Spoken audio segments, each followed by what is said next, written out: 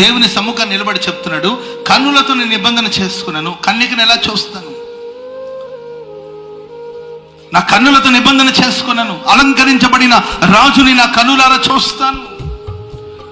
పనికిమాలిన దృశ్యాలు నేను ఎలా చూడగలుగుతాను? ఒక నిబంధన కళ్ళతో. చేతులు అరచేతులు కోతి కొబ్బరికాయ దొరికినట్లు కొంతమందికి అరచేతిలో ఏంటంటే ఒక కొబ్బరికాయ దొరికింది. ఏంటది? Cell phone. నీ ఫోన్ క్లీన్గా ఉందా? నీ ఫోన్లో యథార్థత ఉందా? నీ ఫోన్ ఓపెన్ చేస్తే లోకంలో ఉన్న చెత్త చెదారంతా నింపుకొని ఆ ఫోన్ని జేబులో పెట్టుకుని నీవు ఇక్కడికి వచ్చి కూర్చొని నేను భక్తుడినంటే దేవుడు ఎలా ఆశీర్వదిస్తాడు? నీ ఫోన్లో ఉన్న ఇన్బాక్స్ కావచ్చు, ఫోన్లో ఉన్న గ్యాలరీ కావచ్చు, అవన్నీ క్లీన్గా ఉందా? శుద్ధంగా ఉందా? పవిత్రంగా ఉందా? దేవుని వాక్యంతో నింపబడిందా? లేకపోతే చెత్త చెదారంతా నింపుకొని ఉన్నావా?